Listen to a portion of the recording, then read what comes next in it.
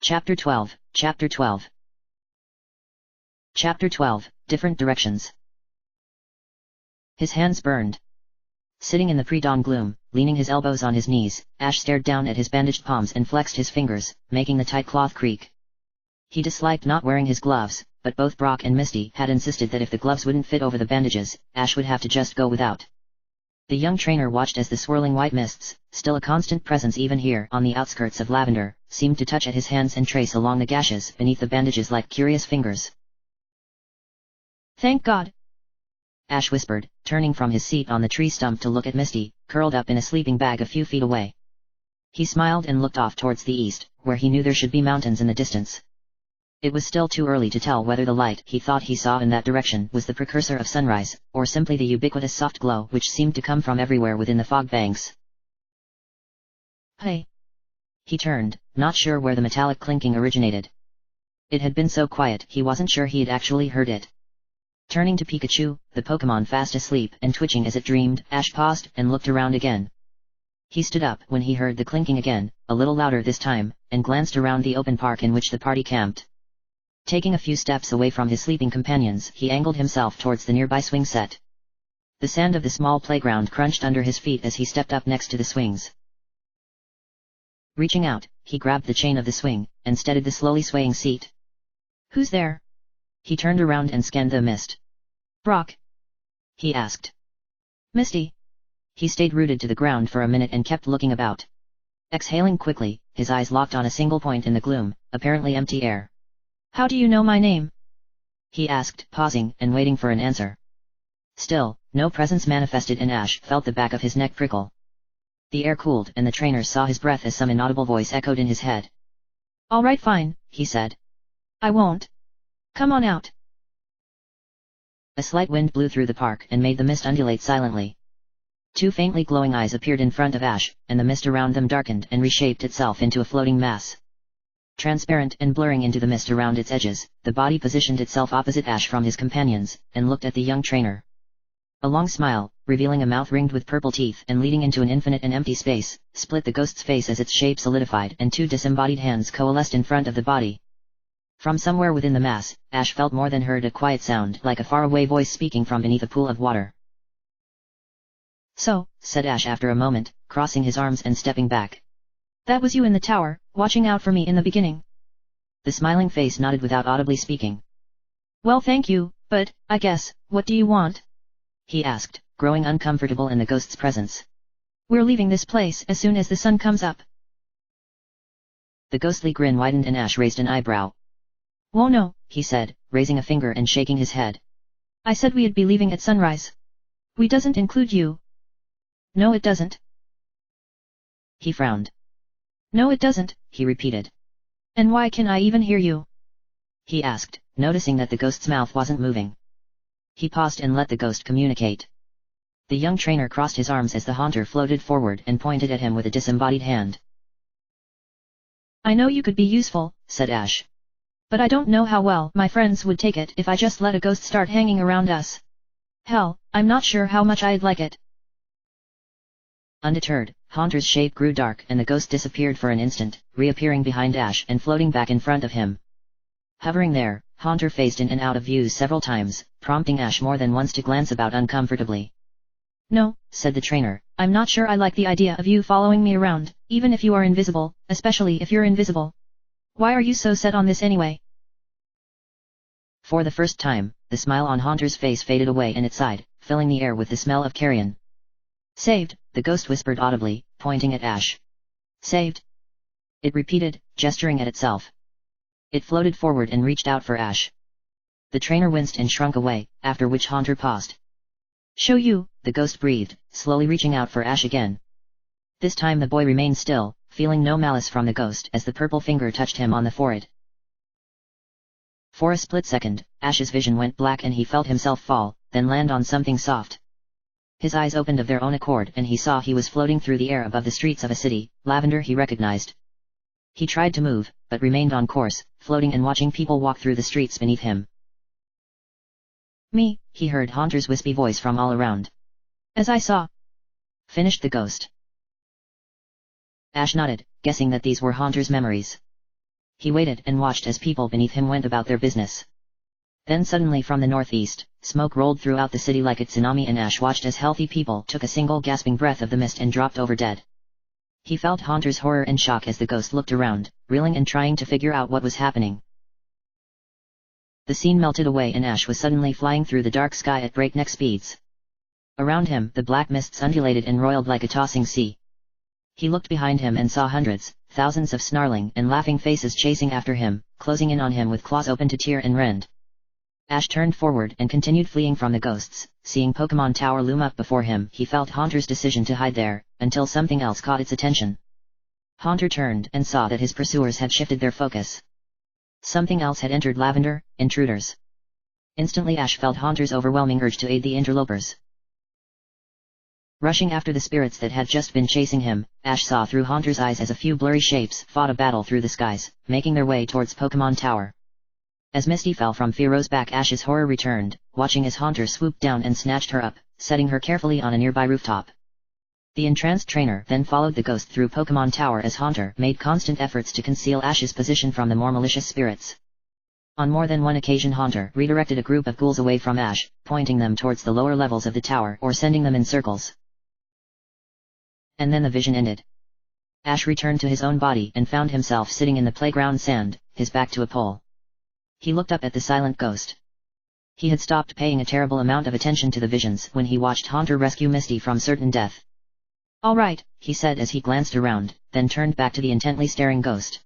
"If you really want to follow us around, I won't say anything, just don't let the others see you," he amended hastily. Haunter did a backflip in the air and instantly turned invisible. Even after the ghost disappeared, Ash tracked the specter, feeling a strange presence wherever Haunter went. Whether by Haunter's will or not, Ash remained acutely aware of the ghost's exact position. "This will be interesting," Ash muttered. Immediately he felt in the back of his mind, in a fashion similar to Mewtwo's psychic communication, Haunter agreeing with him.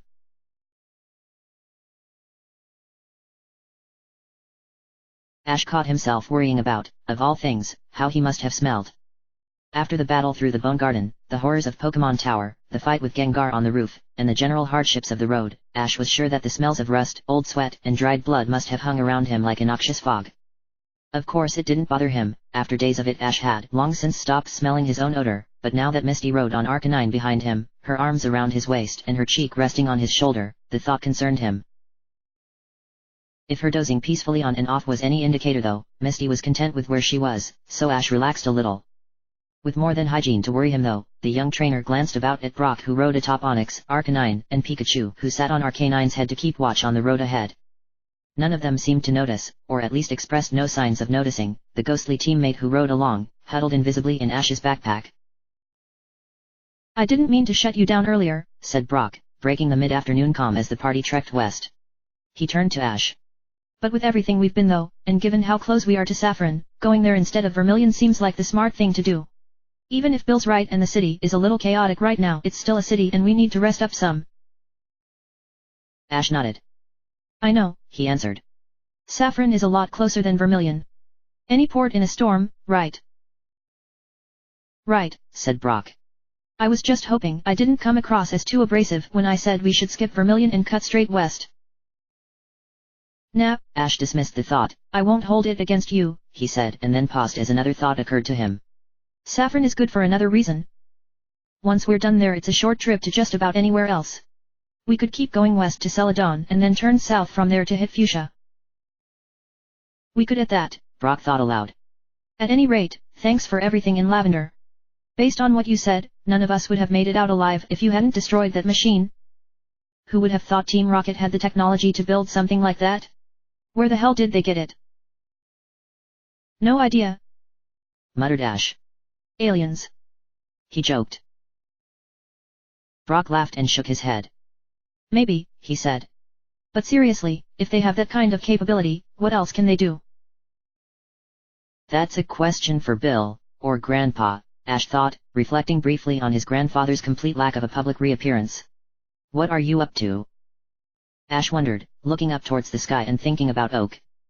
"Where have you gone?"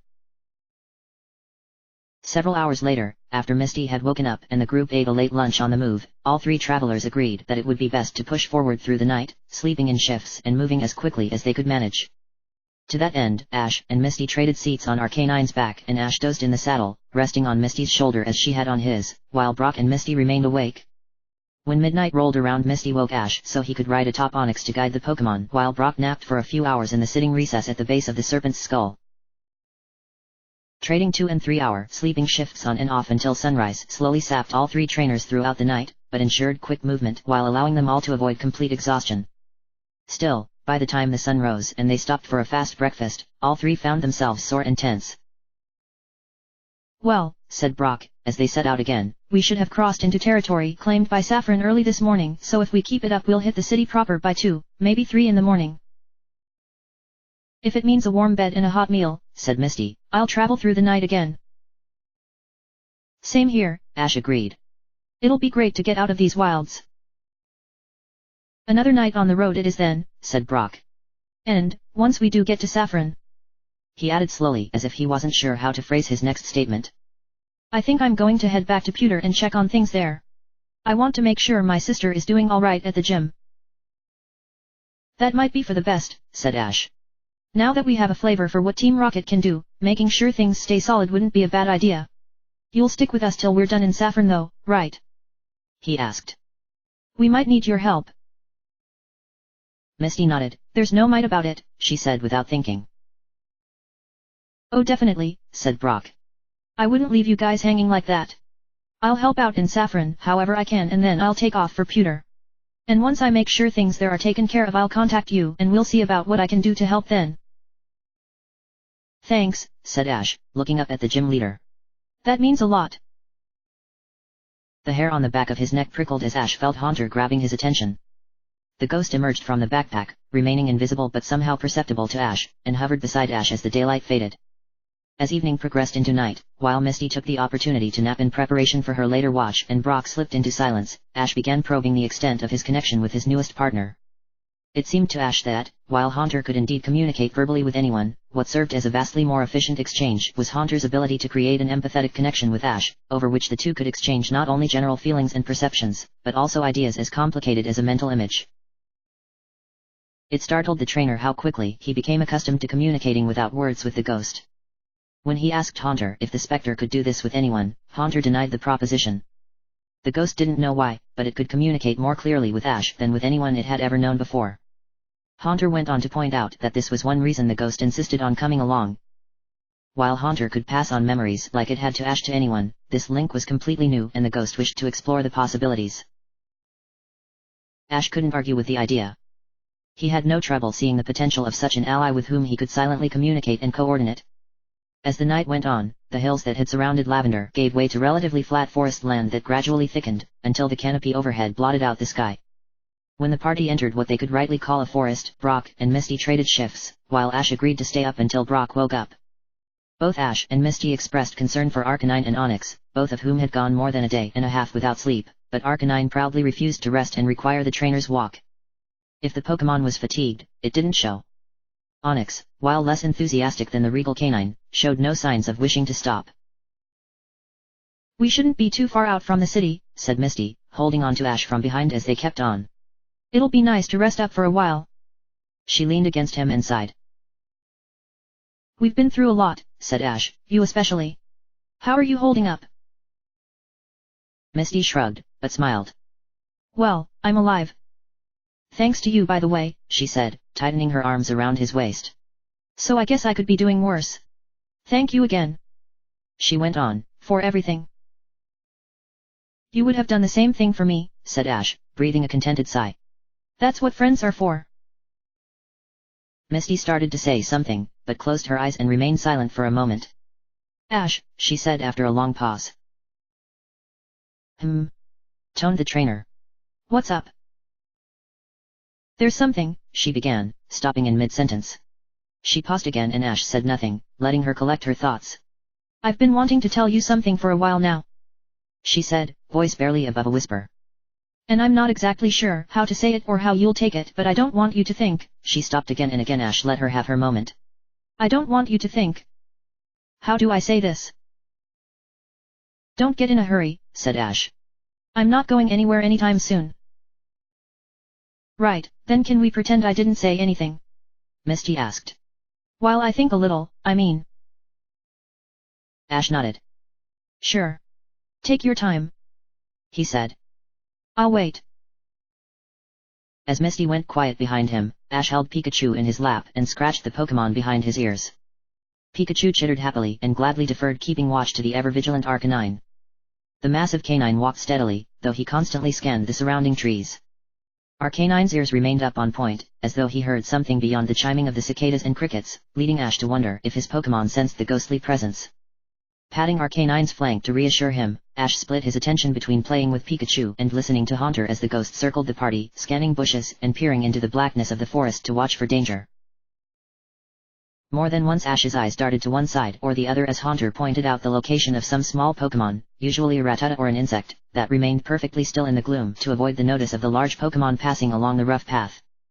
Even though he couldn't see the hiding Pokémon in the dark, Ash trusted that they were where he sensed them, and he smiled to himself some. I could get used to this, he thought. It occurred to him, and he made no effort to communicate this point to Haunter, that it was likely his savant heritage that allowed for Ash to so effortlessly communicate with the ghost. Maybe there's something to what Bill had to say after all. As midnight rolled over into 1 o'clock, Haunter and thusly Ash sensed something up ahead on the road. It was too far away for visual contact even under the best of circumstances, so seeing it at night was more than impossible for Ash. Haunter however was eager to investigate and floated ahead to look around. As the ghost got farther and farther away, Ash felt the connection between them fade gradually.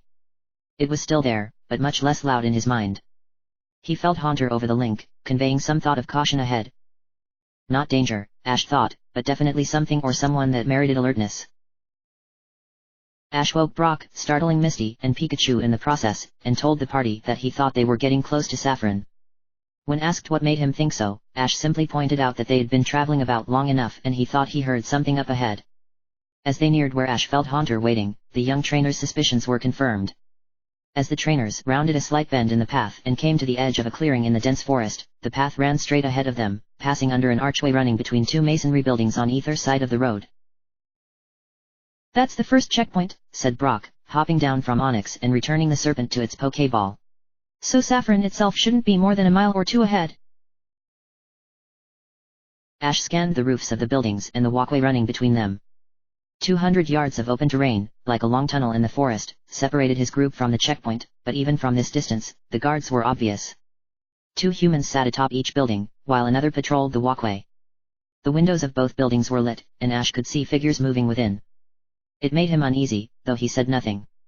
He quickly remembered Haunter, who now hovered invisibly beside him, and decided to utilize this new ally. Check it out, we'll follow behind at a safe distance, he tried to convey the thought to the ghost. Immediately he felt Haunter acknowledge him and set out for the checkpoint. He grinned. This is so cool, he thought. We should be careful, said Ash. We don't know what's waiting for us up there. Brock shook his head. Usually it would just be a small patrol of guards from the city, but if Bill is right and Saffron is in the middle of some kind of gang war, who knows what's going on? Warm bed, Misty reminded them both. Brock and Ash nodded simultaneously, both suddenly seeing the merits of Misty's flawless logic. At the very least, said Brock, we should try not to come off as hostile. It might be a good idea to let them know we're here before we come too close. That way nobody mistakes us for an ambush. Ash quickly agreed. Pikachu, he said, patting the little Pokémon on the head. Care to shed some light on all of this? Pikachu squeaked and rubbed his paws over his cheeks. A spark leapt from his face and the Pokémon flickered like a fluorescent light coming to life, glowing brightly and casting a yellow sheen a full 20 feet ahead of the party. If that doesn't get their attention, said Misty, dropping her face against Ash's shoulder to shield her eyes from the light. Via his link with Haunter, whom Ash knew had reached the checkpoint, Ash sensed an increased feeling of wariness. He thought he felt Haunter trying to convey that the guards at the checkpoint were startled, but the distance made the images coming over the link fuzzy. Ash swung one leg over Arcanine and dropped to the ground, keeping one hand on the Pokémon and running it through his thick mane. Pikachu leapt to Ash's shoulder and balanced against his neck, lowering his light to avoid blinding the trainer. Following Ash, Misty stepped to the ground and Ash patted Arcanine's neck. "Shall we?" he asked, glancing between Brock and Misty. Brock took point, setting off for the checkpoint with Ash and Misty behind him. As they came within 100 yards of the buildings, everyone saw the figures atop the archway and on the roofs, had all hunkered down behind rough battlements, and Pokémon had appeared beside them. Ash thought he saw a Scyther in the group, but couldn't be sure from this distance and dim lighting. He reached out and took Misty's hand, a gesture she welcomed by walking closer to him. The door of the north building opened and spilled yellow light across the grass of the clearing as a figure walked outside. In a flash of white light, a figure sparking with red flame appeared beside the human and took the shape of a small horse. A pony-ta, Ash mused as the figure climbed into the horse's saddle, or a small rapid Ash. Either way. The mounted trainer waited until Ash and crew had closed to within 20 yards of the north building, easily close enough to notice the figure on the horse was a tall woman sporting striking features and a well-used leather brigandine. Sleeves of thin chain mail glittered in the red light of her pony-ta as she held up one hand in a fist, a gesture to which the guards on the roofs of the buildings responded by hunkering down lower. "Come no closer," shouted the woman. "Or we will use deadly force." Brock and the rest of the party stopped immediately. Ash looked up towards the guards at Haunter's direction, quickly noticing that each man had in his possession a heavy black crossbow resting on the battlements, aimed at Ash and his friends. Great, he thought. We walked right into the middle of a bunch of mercenaries. Brock cleared his throat and addressed the mounted trainer. "We're not here to start a fight," he said. "My friends and I have been on the road for days and we need a place to rest. If you could just let us by, we wouldn't cause trouble." The woman shook her head as she spoke. "Can't do that," she said. "I have my orders. No one gets into, or out of, Saffron, no exceptions. If you turn around and leave now, we won't have any problems." Ash could see Brock's face as the gym leader weighed his options and position. "We're in no condition to make the return journey," said the gym leader. "We've come a long way, we're tired, and we're dangerously low on food and supplies. May we at least rest here a while? We can pay you well for any hospitality." The woman's eyes brightened a little. "I think we might be able to strike a deal after all," she said with a smile. Stepping down from her mount, the woman took a few steps forward, meeting the party at the edge of the light flowing out of the building. She looked them over for a minute, then raised one eyebrow. "You look like hell. You sure you can afford our rates?" Ash reached into the side of his pack, drawing a wary glance from the armored trainer, and produced a bundle of cash held together with a rubber band, the last substantial bit of money he could claim. "Will this suffice for the night?" he asked, tossing her the notes. The woman caught them and thumbed through the bills. Looking up at Ash, she carefully watched him for a moment, then smiled wryly. "Welcome to our humble abode," she said, slipping the money into a pocket in her brigandine. "You're welcome to stay the night, but come morning I'll have to ask you to leave," she said, turning towards the building, returning the pony-ta to a pokeball, and motioning for Ash and crew to follow. "I can't let you enter the city, and if you try, things will get messy, but other than that, you're our guests tonight." Ash in the lead, the party followed the woman into the north building, entering a well-lit and comfortable, if somewhat plain, parlor. 3 men stood on alert, heavy black crossbows in hand, their backs to their recently interrupted game of cards. Ash noted both their weapons, and the 2 pokeballs each man wore at his belt. "I'm Faye," said the armored woman. "And this is my operation you're intruding on," she added with a casual grin. "Now, my orders from the city are to keep anyone from getting into or out of the city, which I will, but nobody said I couldn't make a quick profit in the process." "You're working for the city?" Brock asked, crossing his arms. "I'd heard there was some trouble in Saffron, but I didn't know that the gym was hiring mercenaries. What's going on in town?" "You're kinda out of the loop, aren't you?" said Faye. She thought for a moment as her men went back to their cards. "Mike!" she barked. Instantly one man leapt up from the table and saluted. "Show our guests to the spare room upstairs," she ordered. "Ma'am," said the merc curtly, stepping forward without complaint and waiting. Faye turned back to Brock and tousled her hair around as she spoke. "Tell you what," she said, looking the gym leader over. "If you want to talk, then we can talk all you would like. You two," she turned to Ash and Misty, "can find a bed and a shower upstairs. There's no hot water, but it's clean. If you want anything to eat that you didn't bring with you, that'll cost extra." "Thanks," said Misty. Ash nodded towards the stairs on the other side of the parlor, and he and Misty set off, following their escort. So, said Faye, taking a seat on one of the chairs set around the parlor as Ash, Misty, and the other merc disappeared. She looked over at Brock, who walked forward and sat opposite her. What's a good-looking gym leader like Brock the Rock doing out in this part of the world? She grinned at him. Why aren't you in Celadon or Pewter or somewhere civilized like that? Brock leaned back and relaxed into the chair. Right now, more than anything I'm looking for information, he answered, unsurprised that she knew him. His reputation, thought the trainer, was probably what stayed her hand outside. What can you tell me about what's going on in Saffron? Direct much? Asked Faye, continuing before he could answer. She said, Never mind. Nobody's paying me to keep secrets, but I don't do anything for free. Brock raised one eyebrow and smiled just a little. I don't have much to offer as far as money goes, said the gym leader. Money only goes so far, said the mercenary. I'm sure it's not your only asset anyway. Now, as far as Saffron goes, what have you heard? Not much, Brock answered, getting down to business. I had come across some rumors that there was tension between the psychics and the fighters getting ready to boil over and that it was causing trouble in town. I've heard that the food crisis looming in the west and threatening to spread east isn't helping anything. Faye nodded. More or less, she said. Anyone who knows anything has heard that years ago the fighters' gym came to Saffron and tried to out the psychics. Of course, the gym leader Sabrina alone would have been more than a match for them, and together with her forces she completely subjugated the fighters, making virtual slaves out of them. I'd heard about that, said Brock. The fighters lost badly. No one thought they would ever fully recover. Faye nodded. Yep, and ever since they lost, the fighters have been plotting revenge. Everyone knew it, but no one did anything since nobody thought the psychics could lose, no matter how strong the fighters got. Shit, everyone knows Sabrina is a goddess. She thinks, things explode, simple. But a few weeks ago things got less simple. How so? Brock probed when the mercenary paused. The fighters' numbers skyrocketed overnight, she went on.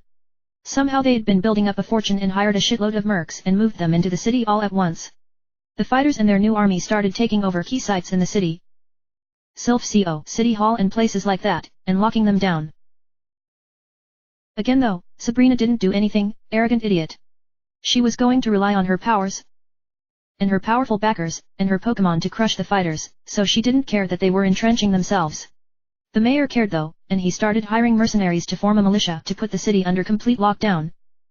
He didn't want the citizens, Saffron's workforce, fleeing, and he didn't want any more trouble from outside the city getting in, so he declared martial law just in case things got really bad. Me and my boys are one of those city-hired groups. Then the damnedest thing happened. Less than a week ago, all of the psychics' powers just started fizzling out, working less and less often. Well, you can guess what happened the instant the fighters sensed a perfect opportunity to hit the psychics. Brock grimaced. All hell broke loose. To understate it, yes. The fighters attacked, the psychics attacked, and everyone else was caught right in the middle. There's almost no reason to the fighting anymore. It started out well enough with well-defined combatants and objectives, but once the citizens started taking side all that fell apart. Now it's just people wearing one color trying to kill everyone wearing a different color. Last I heard, the psychics were getting the upper hand, but who knows how long it'll last. She paused for a minute. With any luck, as long as the mayor can afford to keep me on the payroll, Faye laughed.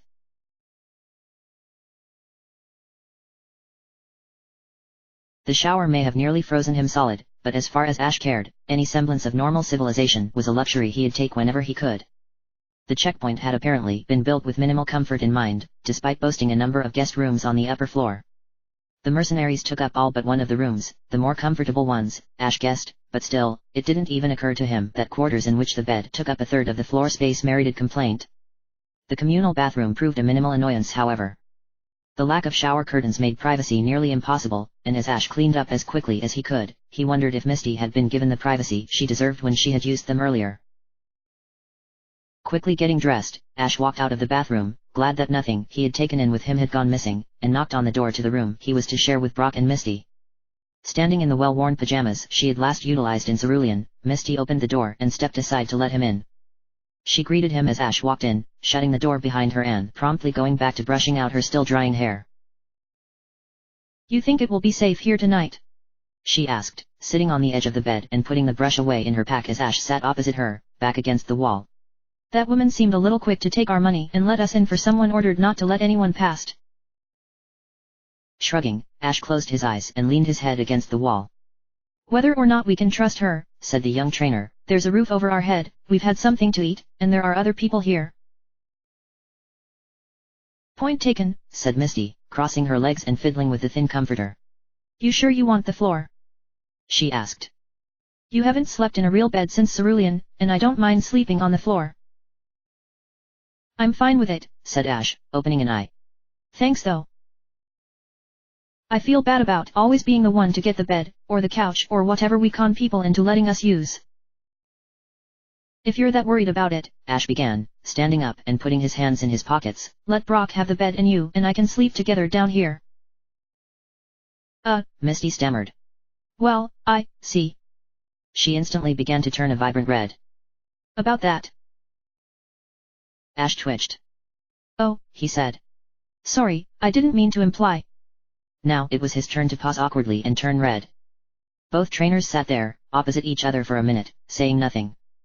Ash spoke first, grinning and reaching up to fiddle with his cap. You know what I meant? Misty stopped biting her lip. Yeah, I do. And actually I wanted to talk to you before, I mean about, well... us. She stood up, crossing her arms in front of her chest, and Ash instantly realized he could feel his heartbeat thrumming in his fingertips and temples. I tried to tell you earlier, said Misty, shaking just a little, but I didn't know how to say it without totally wrecking things up. Tell me. Ash wondered aloud, speaking without meaning to. Again Misty bit her lip and turned slightly to the side, but went on when after swallowing the lump in her throat. First, I need to ask you one thing, she said. Name it, said Ash. In Lavender I thought you were dead, Misty blurted, then took a deep breath and slowed some. I thought you were dead, and then when I saw you at the tower I felt like I was alive again, like everything was perfect and the nothing in the world mattered. And I felt like you felt the same way. At some point, Misty had turned back to Ash and the two had managed to find their way into holding each other, though it seemed that neither noticed. I need to know if you did? She said, then waited for a moment, watching as something sparked in Ash's eyes. Misty's eyes went wide as Ash leaned close and kissed her. Practically falling limp against him, Misty's arms snaked around Ash's back as she closed her eyes and kissed him back, her mind blank.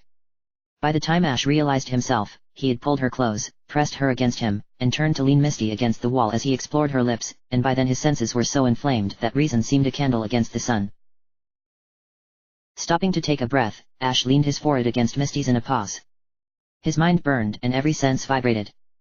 The smell of the girl between him and the wall, the feel of her hands under the back of his shirt, the taste of her hungry breathing on his lips as she eagerly awaited another kiss.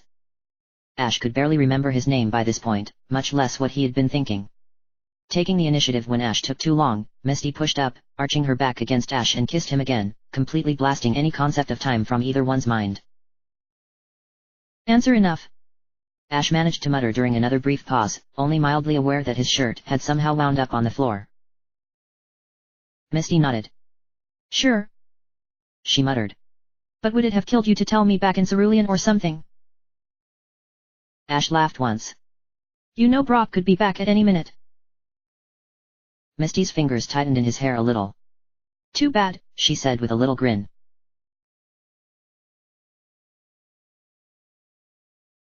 Sunrise arrived quickly, or so Brock thought.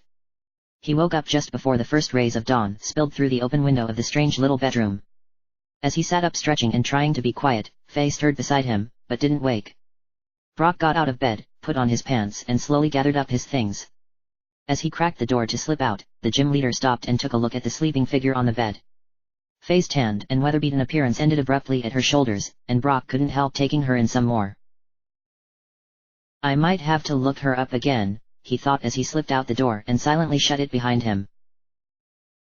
Turning as he heard something beside him click, Brock saw Ash shutting at the door to his room, also wearing only his pants and carrying a shirt, his pack, and a pair of boots in his free hand.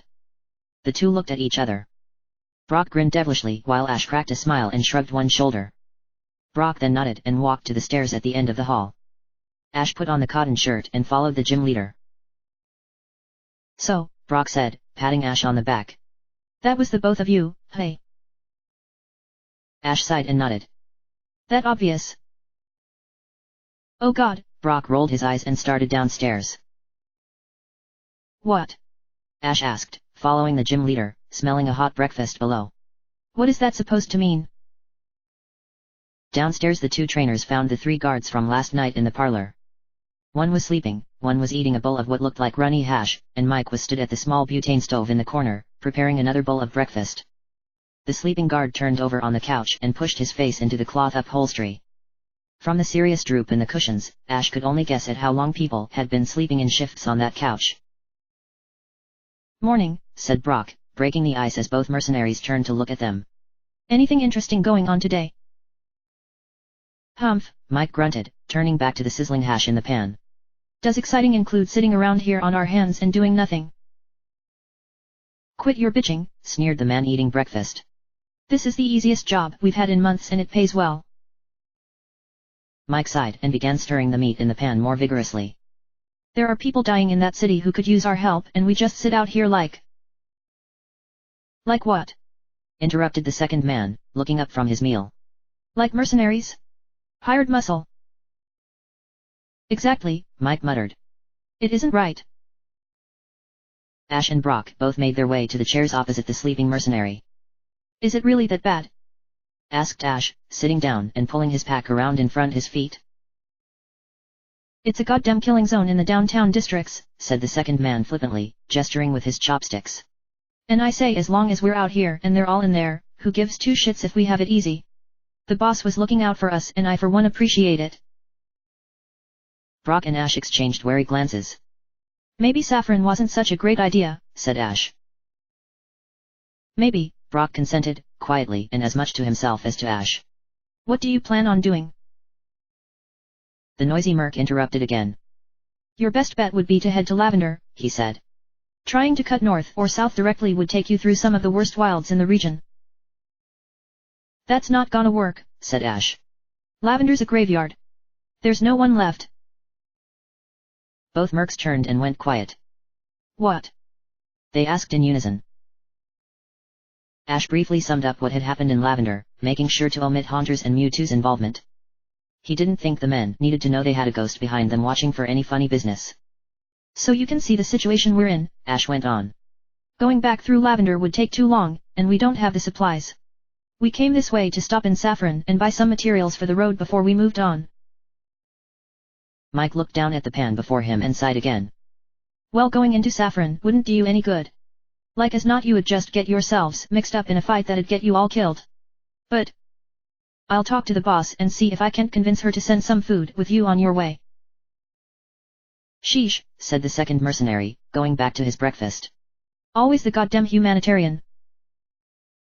An hour later, Ash, Brock, Misty, and Faye stood in a circle outside the north building. The sun was on its way into the sky and a cool breeze blew in from the north, filling the air with the smell of the surrounding forests. Well, I'm sorry I can't wish you anything more than good luck, said Faye with a grin. And thanks on behalf of the men for not starting anything up. It would have been a shame for us to have made you all look silly. Thanks for the shelter, said Brock. And the food, said Ash. If we ever see you again, we'll owe you. Faye crossed her arms. Who knows, she said. After this whole thing with Saffron quiets down we'll have to see. The group went quiet for a moment. Everyone stood around, casting nervous glances between one another and not saying anything. Well, Brock broke the calm, shouldering his pack and shifting away. I guess I'll be the first one to set off, since no one else seems ready to.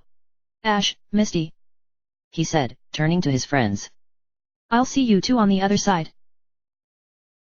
Say hi to everyone in the gym for us, said Ash. Brock nodded and turned away. Faye and the other trainers watched as Brock hiked to the edge of the woods, released Onyx from TS Pokeball, and climbed atop the large Pokemon. Quickly finding/expanding a path, Brock and the Serpent set off northeast, angling to make a large loop around Saffron as he had promised Faye he'd do. After Brock vanished into the trees and the sounds of Onyx's slithering faded away, Faye turned back to Ash and Misty. Guess this is goodbye, said Ash. Thanks for the rooms. Hey, said the mercenary, shrugging. You seem like decent people, but don't go getting too friendly like we're already family. The corner of her lip tugged up. Good luck, she said. Really, try to be careful though. I'm not telling you to stay out of the city because I don't like you.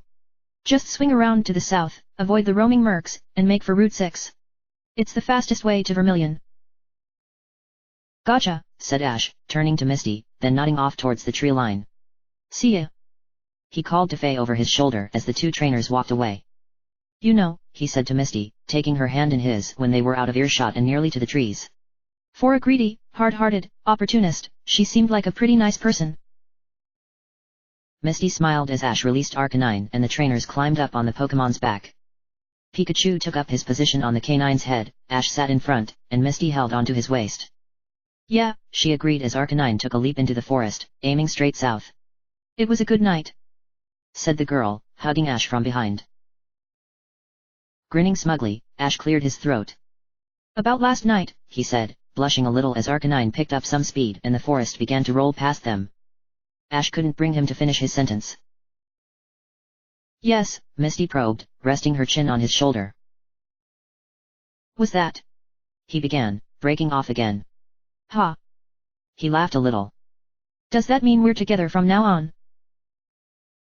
Misty couldn't contain a tiny squeal as she beamed. Well duh.